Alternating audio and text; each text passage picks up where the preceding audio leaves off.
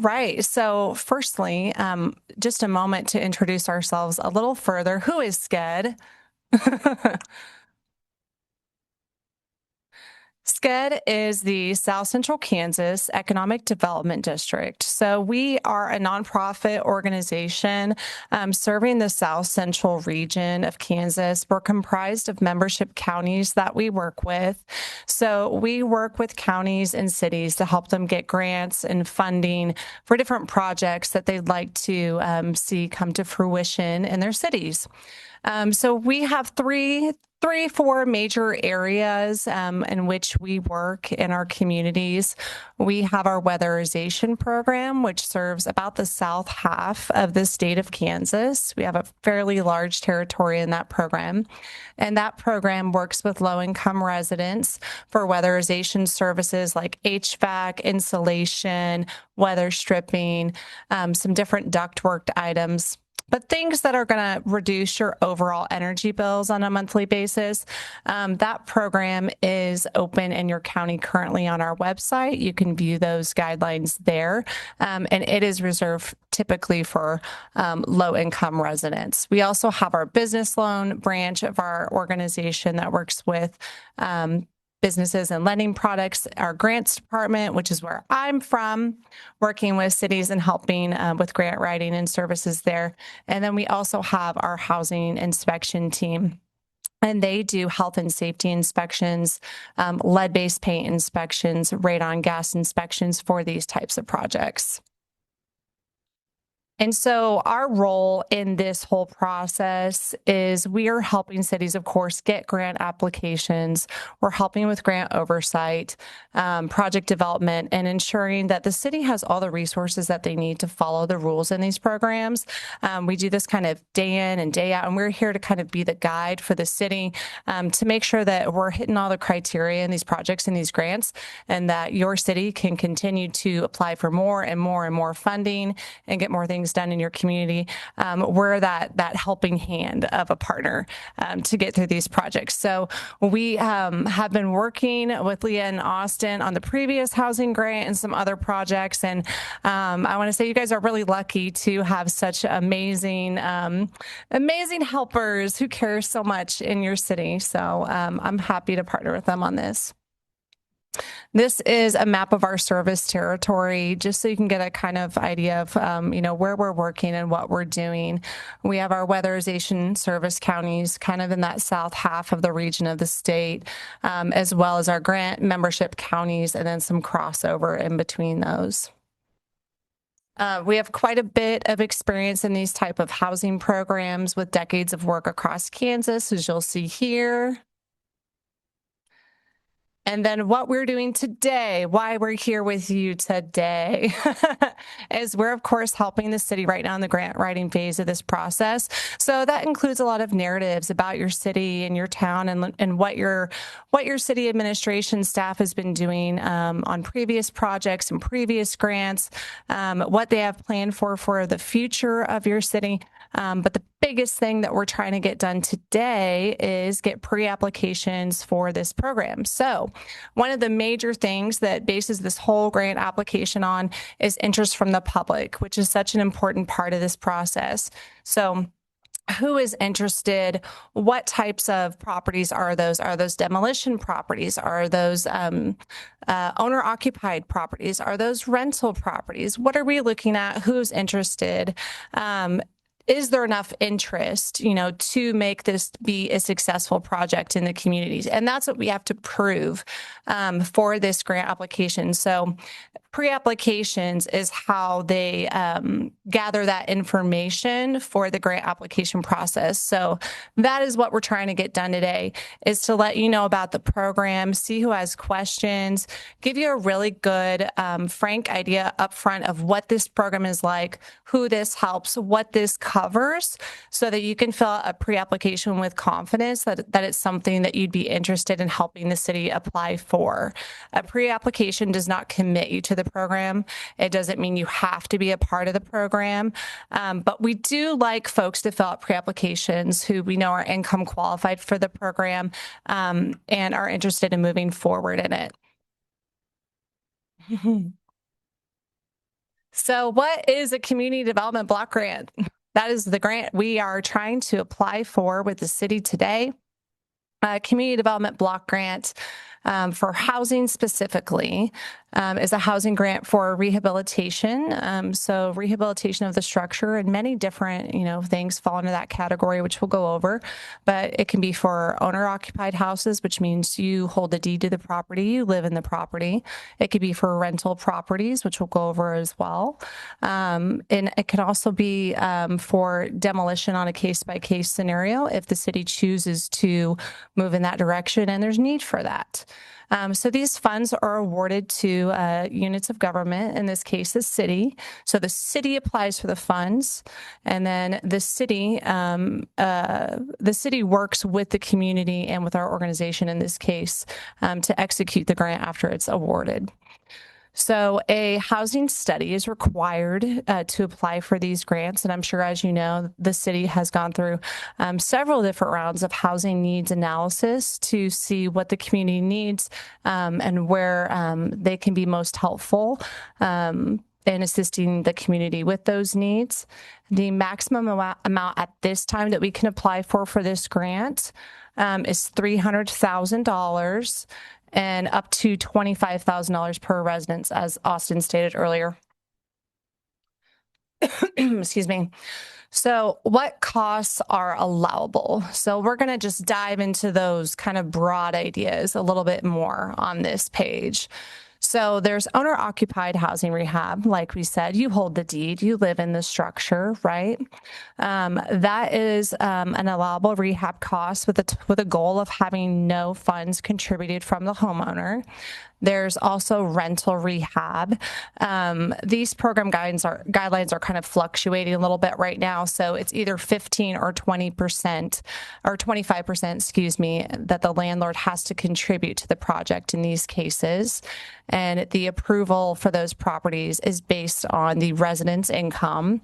There's also demolition for vacant, dilapidated properties. They must be uninhabited and also unrehabable due to cost.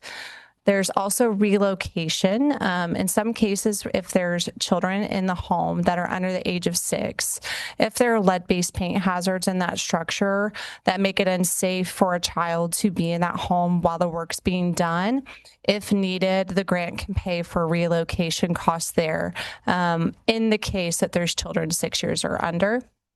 And then, of course, administration and inspection. So this grant does cover costs for partnership on organizations such as ours for administration and inspection fees for the program as well. And I know we all want to know what it covers, right? So the gamut of things, I would say, is a little bit more flexible than what it used to be, with the main requirement being that it must address a health or safety item, right? We can't put in clawfoot tubs, excuse me. We can't put in granite countertops, but can we address roof repair or replacement? Absolutely. HVAC, siding, electrical, plumbing, radon gas mitigation if needed, lead-based paint repair, window repair, replacement, minor foundation repair, and other items required to meet health and safety standards. Excuse me. So that could be accessibility related as well. So things we've been seeing more of lately, I would say, are, potentially, ramps or handrails, or we've been seeing some like bathroom exchanges going from like tub to walk-in shower to make, bathroom use more accessible, things like that. But it must be health and safety related, and that is based on an inspection that's done on the property. These are some additional items through the Kansas Weatherization Assistance Program that program commonly covers. So one of the really cool things about this grant is we can layer the different funding sources. Since this is a federal grant and it's federally funded, we can layer it with state programs. So our Weatherization Assistance Program, we can actually layer on top of these grant funds to make it a really comprehensive comprehensive addressing of all the needs on a structure. So this page here kind of just goes through some of those repairs. What are the program requirements? I know we all want to know this as well. So we're going to go over income qualifications on another page, but pretty hard stop. The application, the applicant, the people living in the home have to be income qualified. That is a very hard requirement for the program. Those income requirements change on a yearly basis. There is also for this grant year a 5-year occupancy agreement in lien. Reason being, at least what has been expressed to me, is that in the past, there were some issues within the program of people trying to take advantage of, trying to get repairs done, trying to flip the house or resell the house, things to that effect. And as we know, that's not what it's intended for. It's intended to help people feel safer in their homes, to live in their homes longer, to make the housing stock last for, decades to come on these houses we already have in our communities. So there needed to be something in place to kind of hold people accountable for that. So the occupancy agreement in lien is a temporary lien on the structure for 5 years after the project closes out. And I know a lot of people usually have questions on that, and I'd be more than happy to take those at the end for sure. The program also requires you to provide a copy of your deed. You must have homeowners insurance. Sorry about the acronym there. You must be up to date on your property taxes. You must agree that you're being truthful in your application. And then you must, of course, allow access for inspections and construction. And one of the big requirements in this program is that the home is not located within a current floodplain. So you'll find all the income requirements here. If you want to snap a photo of that, yeah, go ahead. This is what they are currently for 2026. So we are looking at application for 2027 round. So next year, these will change a little bit. We typically see these income guidelines go up a little bit. Obviously, I have no control over that, but they usually go up a small percentage every year. And as you can see, since this is a low to moderate income program, there is quite a bit of flexibility there in the application. Typically, once the grant opens, if the city's awarded and it's fully up to speed and we're taking full applications and we're requesting documents, the best form of providing that income documentation is going to be your tax returns. And the number here will go off the adjusted gross income of those tax returns. For folks who are only filing, or not filing due to age, they're only on Social Security or they're only on, disability or things to that effect. There are some other options available, but that's going to be your typical, case by case scenarios that they're looking at the adjusted gross income on your tax returns. There are a few required inspections in the program. And I won't get into this a whole lot, but I like to let folks know early while we're developing interest in the program that there are a few inspections that are required, just so you know, up front, early and often. There is a health and safety inspection required. Due to federal funding rules, we also have to check for lead-based paint and radon gas.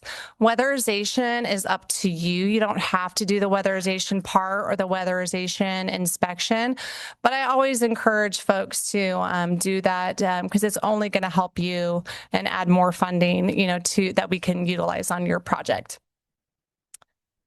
So our first initial inspection is our health and safety inspection, or HQS inspection for housing quality standards. This is an overall inspection looking for items that could qualify for your scope of work on the program. So it's looking for health and safety items. Mr. Schwartz here is the one that typically conducts all of our health and safety inspections to help develop what could be done on your property and what qualifies in the program.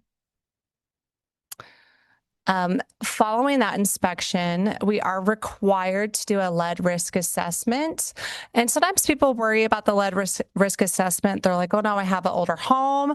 I might have lead in my home. Will that deny me of service on my property? Absolutely not. We know, sorry, I'm getting over this cold and I'm just a little water break. Okay. So we know a lot of these properties are older. They may have lead-based paint. That is totally fine. What we're checking for is where that lead-based paint is at. What type of condition is that lead-based paint in? Does it require repair? Does it require encapsulation? How can we make your house safer by making sure that lead-based paint's in good condition? That's more what we're going to be looking for, any sort of lead-based paint, lead, dust hazards, things like that. And then we also use that information to ensure that the contractor working on your home follows the lead safe paint work practices rules. And at the end of the project, cleans the site properly to ensure your house does not have any lead-based paint dust hazards. It's a lot of words. We are also required to, on this grant year, do radon gas testing. So in your county, there have been cases of elevated radon gas levels. So we always want to make sure we're checking that. Radon gas is one of the main causes of lung cancer in the United States. The program pays for radon gas mitigation systems to be put in houses in this program. So once again, if your house does have radon gas in it, we're not, checking to deny the property. We're checking by the program rules to make sure we can put in a radon gas mitigation system, make sure that the air quality levels in your house are safe for you and your family, and the program allows us to pay for that. And then this is just kind of an overview of what the weatherization program checks for in their energy audit for their program. Our weatherization team goes through a lot of training to assess properties for weatherization and what a house could use to make the house more weatherized, more energy efficient, and to help save you money on your energy bills. So, what is the community impact? This is my favorite part. So I pulled a couple of photos that we had permissions to use from the homeowners in the last housing grant. So I wanted to show you a couple of these. Since the program's changed a little bit, some of them are a lot more interior work and didn't have quite a big before and after, but I thought this one was a good one. So this was a project we did in the last grant. It had new vinyl siding, wrapped soffit, fascia, porch ceiling, new guttering, downspouts, and splash blocks. They also had window replacement, roof repair, minor electrical, and radon mitigation on their property. And this was another one from the last grant. New vinyl siding, trim wrapped and painted, new doors in the front and back, new windows, new walk-in shower instead of bathtub like we were talking about earlier, and also some minor electrical work. This is a project we wrapped up this year. So this was in Harper, Kansas, and they had a new back door, new vinyl siding, soffit fascia porch ceiling. You see some trends here. We painted the porch posts, repaired the front porch steps and rails, a new electrical panel, and brought the electric up to code on this one. And then this was a little bit of what this resident had to say about the program and how it affected her. I thought my favorite part here, the appearance of the house is now a real source of pride. It would have been very difficult for me to afford everything that was done. Also, I felt the quality of work was very good. Again, real quick, can you reiterate how much did those two houses in McPherson, how much did the homeowners pay for that? Zero on those properties. Yes. Everything on that was done with the $25,000 cap on those specific properties. Yeah. Those are over by Roosevelt Elementary for anybody who's curious about that. Yes. And that project was really fun too, because the city in that grant year, the city was able to pursue additional funding for street work as well. So they also on Walnut Street did street reconstruction as well as part of that project. They are not doing that this year, but that was really neat that the city went for that also. This was in Cedarvale, Kansas. Once again, we were able to do all of this within that $25,000 limit. Some of these smaller houses like this, there's less windows, there's less siding, can really get the works, right? So he was able to do new vinyl siding, roof, windows, supports, guttering, tuck pointing on the foundation, and electrical. So really brought the whole house back to life and updated. They also did a little back porch for this resident. And just a little quote from him and what it was like to be part of the program. Everything's great. They did my windows, my siding, my back deck, my front porch and roof. I'm really happy with it. The team was great. They were easy to communicate and work with. The quality of work's been really good, and I'd recommend this project to other homeowners. And this was one we recently worked on in Caney, Kansas. And I really like this example. Obviously, it's a really big before and after. And this resident gave us permission to use these photos as well as all the residents that have been in this slide. But per old program rules, a property like this we may not have been able to work on because old program rules required us to address every single health and safety item on a structure. Where in this specific scenario, the house was in fair condition. The house was in good condition. We were able to get special approval for emergency repair on this front porch because, as you can see, it was quite a health and safety hazard for this resident. So due to the nature of this front porch, but that the rest of the home was in pretty good shape, we were able to rebuild this and really change the whole functionality and safety and use of this house for her. And that's most of what I have. I wanted to keep it, fairly brief for you all. And of course, I'm happy to take questions. The next steps kind of here, in case anybody has to run or, go do dinner or anything. Next steps for here is I do have cards up front for myself, and I know Leah has some up there too. We're taking pre-applications. If you have any questions on those, you can reach out to Leah or myself and then turn your application back into the city. I forgot to check with you, I must say, before we had this meeting, but I was hoping for maybe a due date back on these of about September 30th. I thought that would give plenty of time for people to get those back in, but we can certainly revise if needed. And I would just say that, again, the more people that we have fill out a pre-application, the better the chance that the city gets money. So highly encourage anyone here or anybody who might benefit from this to at least put in a pre-application. And that's good for the whole community, not just you. And so I encourage you to do that. Absolutely. And absolutely. And I think we got some information up here, Leah, is that right, on this table that people can take? Okay, pre-applications there, as well as there's QR codes on the walls here. If you want to take a photo of that, you can fill it out digitally. And I do have contact info too, and one of the other slides for us as well. Yeah. And if that feels intimidating and you want to just leave us your name and a way to contact you, like a phone number and email, we'll do the legwork of reaching out to you and answering questions and walking you through it. So we can do that too. Yeah. And whatever works for y'all, if we want to open the floor for questions in case anybody has maybe a similar question, we can, tackle a lot of them at once. Or is that what you like to do? Yeah. Yeah. Yeah. Well, that works for me if that works for you. If anybody has any questions, yes. Do what? Oh, local contractors? So the way that the federal procurement process has to work for these projects is the whole scope of work is developed in coordination with the inspections and the homeowner. And then that whole scope of work, we usually put I'd say like 4 or 5 or so projects up for an estimate day all at the same time.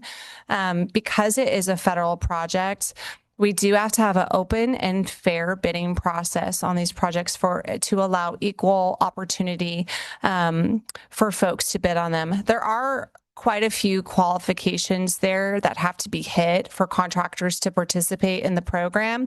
And I would say it's pretty common for us to see a lot of the same contractors working on these projects. We have a few that work in these projects in multiple cities because as part of their organization, they want to do something to give back to Kansas. So we do see like common contractors, but ultimately, yes, it has to go through that procurement process, have a fair and open bidding process.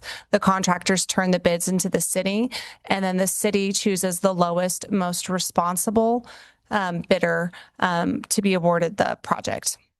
So if you do actually have any local contractors you prefer working with or really like working with, and you think they might be interested in getting set up ahead of this grant, we would also be very interested in talking to them too. Yeah. Did I miss anything on that? Carrie, does that answer your question? Okay. What other questions do people have? Yeah.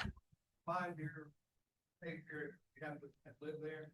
Yeah. All right, let's say you die in the middle of it. You know, that's always, you cannot die. Sorry. You're not allowed. No, that's a really good question. And a lot of people bring that up, and it's always the bravest person in the room. So, you know, that's you today.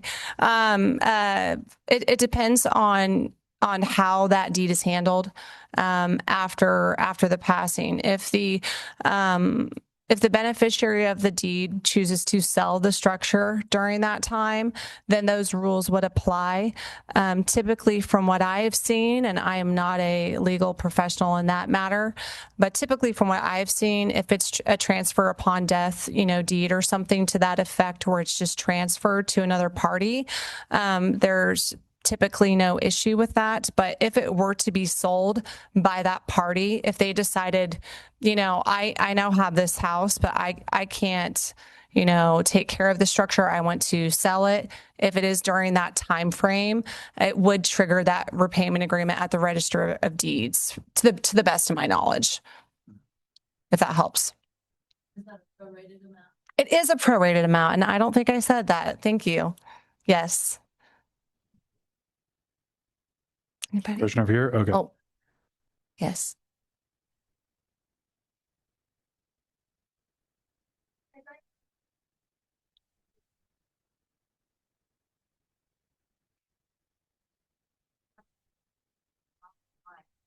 Well, that's a good question.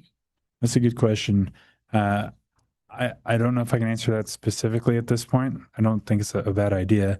But what I do believe we are committed to, depending on how many pre-applications we get from the start, is to go door knocking on some priority places, mainly like main thoroughfares or things that we believe someone might be able to use some extra support. Yeah.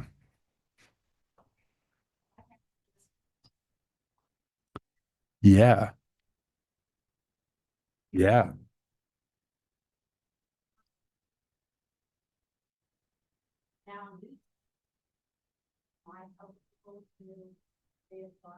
That's a great question, Meg. That's a really good question. And actually, Mike and I were just talking about this before the meeting started. We have also had the same questions, and we have discussed this with the Kansas Department of Commerce representatives who work with our organization, because the structure of the grant has changed. It used to be very specifically target areas of the city could be chosen for the grant application, and there had to be very firm bounds on where houses could be served in this program. And now those rules have changed to where cities can choose larger areas. The city can choose the whole city. The city can choose has a little bit more flexibility in those rules. So we asked them what their opinions were on resurface of structure or resurface of homes, since that was likely to come up, right? So at this time, there are no rules regarding resurface per the Kansas Department of Commerce. That would be something that if the city decided to address in their housing rehab plan, like after the grant opened, they could choose to do that if they liked, but specifically per the grant rules, there's no requirements that we can't reserve a property, but there is a requirement that we cannot serve the same thing we served previously. So yeah, so if someone previously got windows, we can't do windows again. You know, if we previously got someone a new roof, put them in a situation where like now they can have, roofing coverage or insurance and like get that taken care of, and all of that, they will not allow us to keep duplicating those efforts. So, yeah, yeah, yeah, yeah.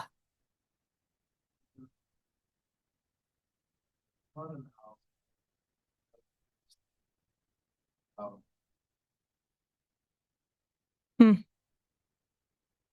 I don't know how the bank feels about it, but it wouldn't affect the current mortgage. It would take a supplementary position to that mortgage on the property.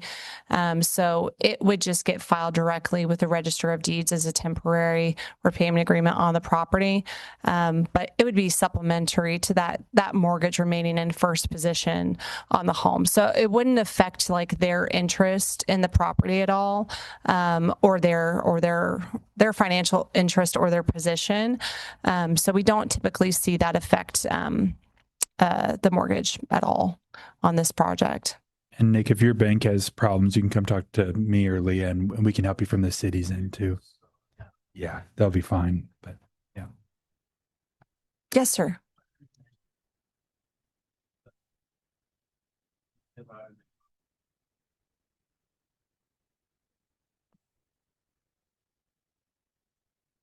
I'm unsure where the limits end, but it would have to be within the municipal boundaries of the city of McPherson proper Yeah. for this project. Likely if you're outside of city limits, then yeah, this probably wouldn't be the right option. Yeah. Yeah, I would say though, I'm sorry. We can help you figure that out. Yeah.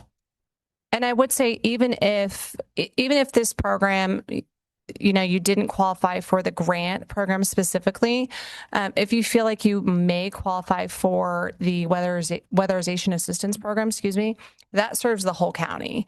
So that could be something as well you could look into. And that's on our website, SCKEDD, SCKEDD.org /weatherization. All that information's there. And in addition to that, there is a supplementary program that you can directly apply for through USDA. It's a home loan or grant program depending on how you qualify, but they do offer very low interest loans too for home repair. I believe that if you qualify and are approved for that program, it's like a 1% loan for a 20-year term. And I'm not a representative of that organization, but I refer people to them a lot. And I've seen some folks get approved through that program before. And that would also not be city specific. It would be for rural areas. So that could be a possibility too. Yeah. Go ahead. Two questions. Oh, yes. One, talk about the second, the loan. It's a soft second, correct? So there's no repayment on that as long as you're in it for 5 years and then it's forgiven. Yes, that is correct. Yeah. Think to me a little bit on the landlord side of that. It almost sounded like we needed to already have a tenant occupy that property that's not in its best condition. Right. It's tricky. Purchase properties that meet the work before they can be rented. Right. So, in this situation, if you are a landlord with a property, right, and you're trying to get it up to par, what we have done in the past for some landlord properties such as this, if the landlord is in agreement to sign a conditional occupancy agreement, that after this work is done within X amount of months or X amount of weeks, we will have a resident in this property who's low to moderate income qualified. That is doable. But I typically would say I see landlords not wanting to go that route. Because it's a lot of risk to the landlord, right? It's risk that if you don't, for some reason, get somebody into that structure, you're liable to pay those funds back, which is scary.